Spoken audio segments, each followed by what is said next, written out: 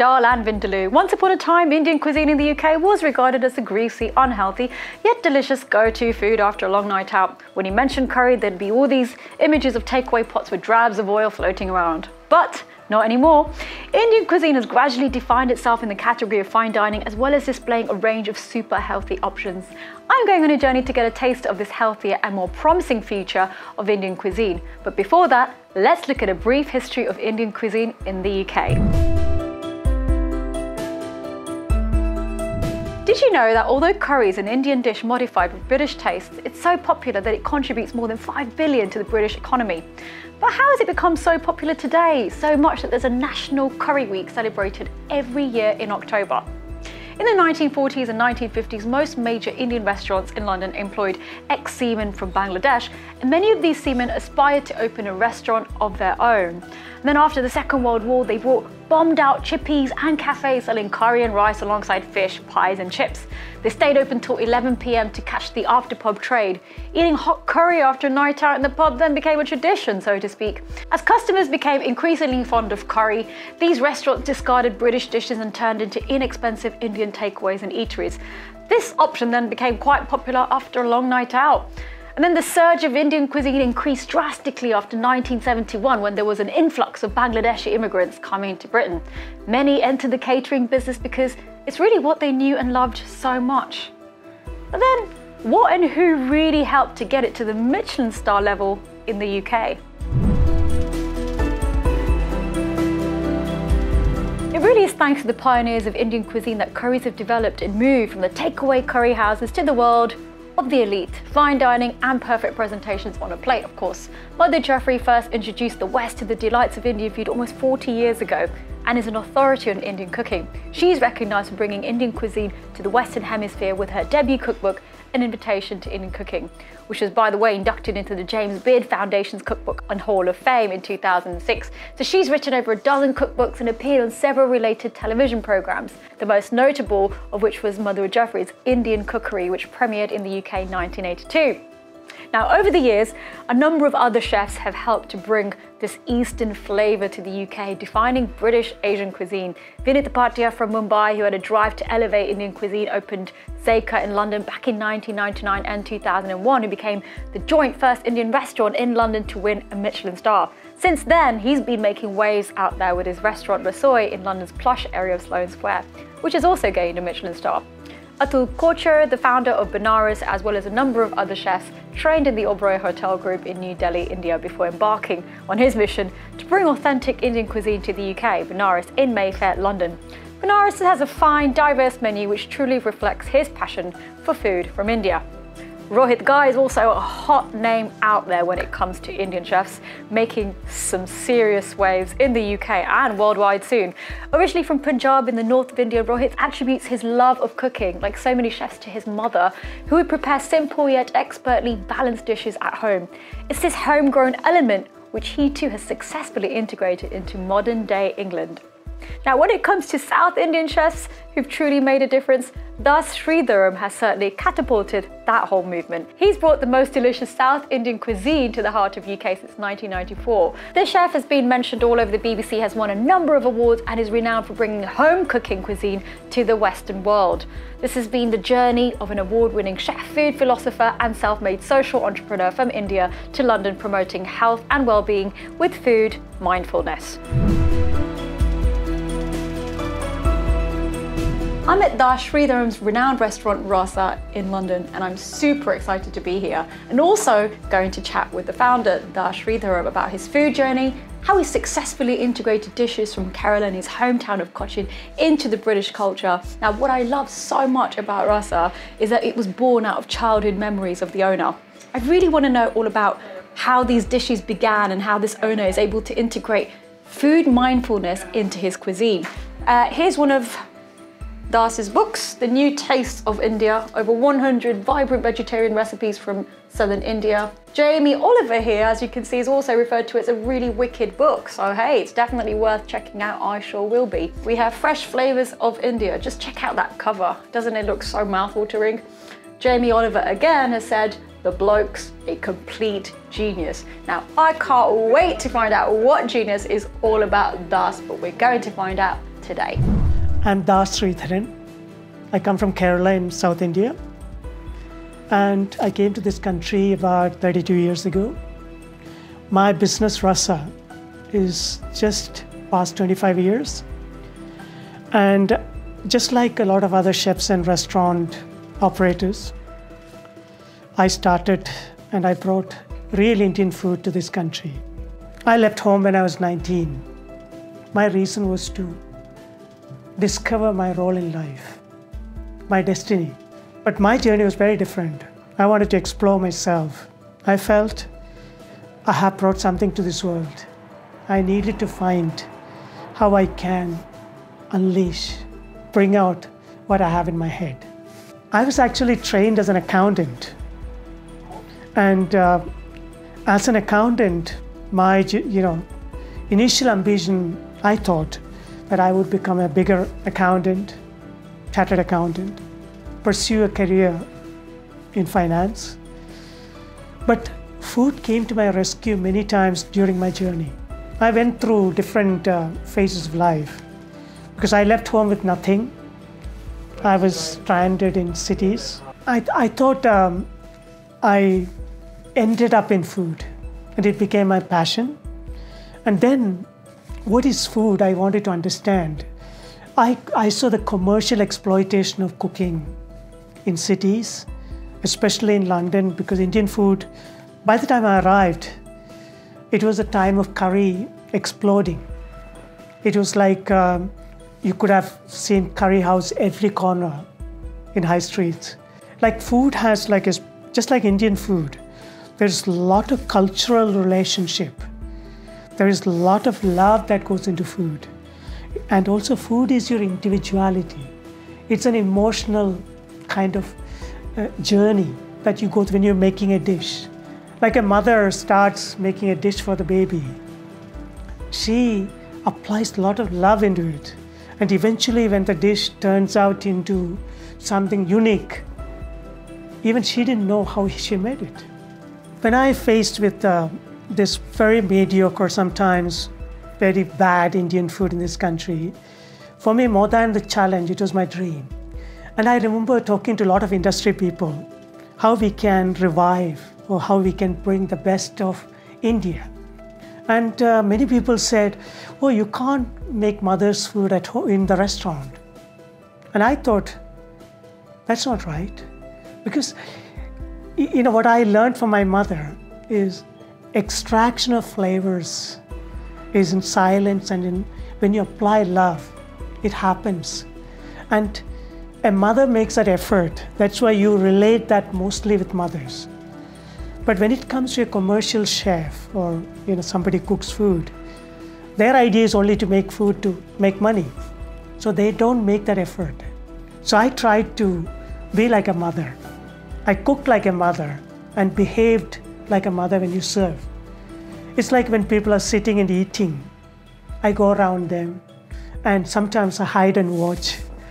Just like that's what Indian mothers do. They want to look at the baby eating.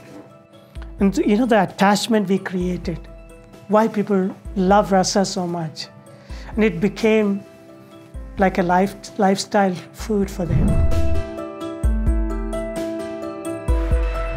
In cooking, when you understand Kerala as a state with a lot of influence of Ayurveda, it's a very minimalistic attitude to spicing. Unlike in North Indian food, there's a lot of spices come into cooking, and sometimes the flavors get lost. Because when you mix so many things, there is a clash. Like for example, if you come to my house, we have only very few things there. It's just like 3 or 4 spices like turmeric, chili powder, bit of coriander. And then there are a lot of tricky ingredients, or rather magic that she applies, which is like a fenugreek, mustard seeds, things that alter flavors. Then she layers it carefully. that layering is the most beautiful thing about South Indian food. You know, mainly the reason is I'm a vegetarian myself. That was my initial thought. And also India's history, if you go back, vegetarian food has been the most auspicious and historic, aspect of our cooking. So I have this place called Rasa Gurukul in Kerala, where I created this beautiful harmony of nature with the kind of whole cycle of how the food and taste happens, where we grow everything. We have from food grown in the farm to utensils, oil, cows, animals, everything is in the farm. So you enjoy the whole journey. Taking rasa back home was the greatest achievement. And by doing that, it is creating waves in India. Even in India, after 8,000, 9,000 years of discovering Ayurveda qualities in food, we have forgotten between the rulers and rules. So like many countries invaded India, many cultures have come in. In that, what happened was our real culture was hidden a little bit. I think through cooking, we can bring that back. So that's what I dream to achieve. The brilliance and healing power of Indian food. That should be the next stage. This is a traditional cooking utensil. We call it urli. It's made of bronze. So it's made in villages in Kerala. And this was something my mother made it for me. So it's made in my own village. So this is very auspicious. As much as the taste, it has goodness in Ayurveda. Also, it's very tasty when you make it in one of these utensils. In every temple, they use these utensils when they're cooking puddings or whatever, dishes. And for me, I love the sound as well. So the sound is an integral part of cooking because it helps you to focus better. So it's very vibrant sound. So what I'm going to do is, I'm making a dish of fresh vegetables cooked with just simple ingredients, fresh coconut, which is a big part of Kerala, and some very subtle ingredients so that you get the best healthiness from the healthy elements from the dish. And I have some spinach, some black-eyed beans, all nutritious stuff, and some beetroot. I'm going to combine these. This is the format we use for the dish called thoran, which is a nice warm salad kind of dish. It can be on its own a meal, or it can be a side dish. And it goes well with breads. This is part of our everyday lunch back home. I'll start with some mustard seeds.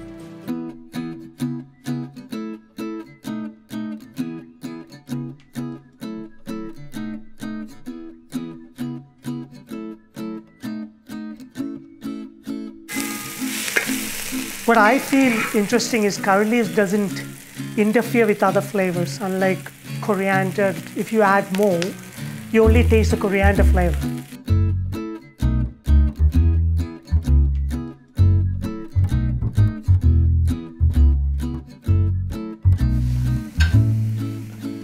I'm going to add some spinach.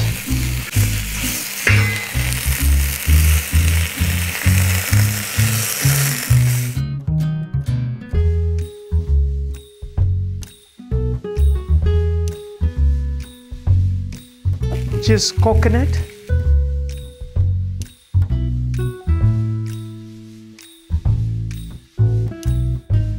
So that looks divine. That aroma is nice, isn't it? Shall we taste it? Yes, the moment of truth, guys.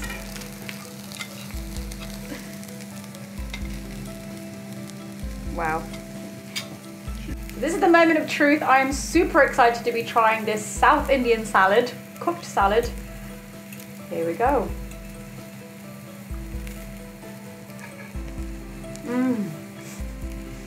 It is divine. You can really taste the coconut coming through the flavors, the curry leaves adding that zest, the mustard seeds, the onions, oh my gosh. So in South Indian food, the aroma is equally important. The smell also refreshes your mind, and it puts you in a kind of meditation kind of a feel. I'm in a food meditation mode, guys. This is unreal. And you've just seen, it didn't even take that long to make. So it's all achievable and it's medicinal. I'm outside Kutir, one of the most renowned Indian restaurants in London at the moment, owned by chef Rohit Ghai. It really is on fire right now. Now, it's only been open 15 months, but it's doing superbly. It has all the rich and famous celebrities you can think of, from Hollywood to Bollywood, who've been here where I am right now. I'm really going on a journey to find out what Kutir is all about, speak to chef Rohit Ghai, and really get a little bit of a taster of all the wonderful dishes in there. Rohit Ghai was the first chef in the world to obtain a Michelin star within 1 year of opening his very first restaurant in the UK. I want to know all about this chef's secret and why his dishes are making the rich and famous, including a number of celebrities around the globe so addicted to his cuisine. Hi, this is Rohit Ghai from Kutir, Chelsea. And I own this place. It's a pretty much new kid on the block. So it opened last year actually, so nearly 15 months now.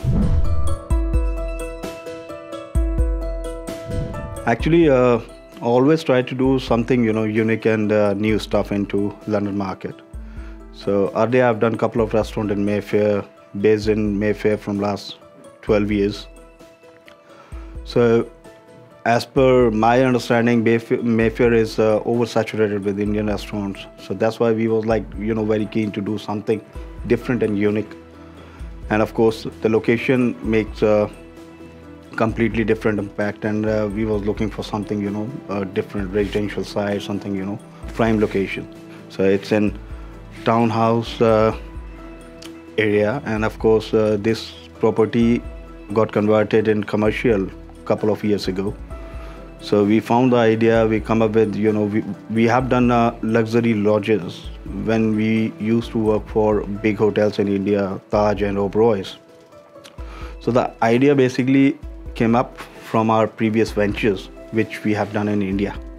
So that's why we come up with, because the name, the location, and of course the entire theme, the concept, it's completely, unique in our opinion. Kutir, as you must know, is a small cottage in the isolation. So when we viewed the site, as it's beautifully located in a townhouse, we thought that the best suited concept and idea for this site would be hunting lodge inspiration. Me and Rohit, we both worked in our early days of career in wildlife sanctuaries of India, and did some work projects and experiences in some of the similar style hotels and lodges. So those memories came back straight away when we viewed the place, and we developed the interiors around the same theme, paying a lot of homage to wildlife of India. Every time you come and dine, you will have a very different experience. So when you walk from Sloane Square up to the restaurant, which is a brisk 3-4 minutes walk, and then you have to ring a doorbell to enter the townhouse, which gives you a very intimate and very homely feel. So you get a feeling that you've been invited to someone's house, and then very personalized welcome, and then you've been seated, and then the whole journey when you walk through these different rooms and sections of the restaurant, there are a lot of features and fixtures and the color schemes, which gives you a great feeling altogether. To be honest, in my opinion, there's no secret. But of course, my mother, she always said, whenever you cook, whatever you cook, always cook with heart and soul. That's what I follow. And on top of that, of course, I always consider seasonal stuff, seasonal local produce. And that's what I just keep doing it. And I always thought, because our industry, it's very creative. And of course, you have to do something, unique and different in a different way. Of course, I use a lot of authentic recipes from India, but always do reconstructed dishes. Always try and make a little bit more presentable Indian food, and always try our best to elevate the food actually. That is very important in my opinion if you're doing something fine dining.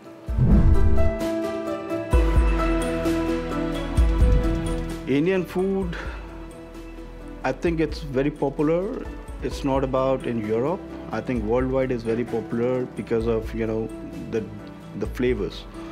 And most of the people, they love to have Indian food. And I think it's in last 13 years, what I observe, I think it's really doing well.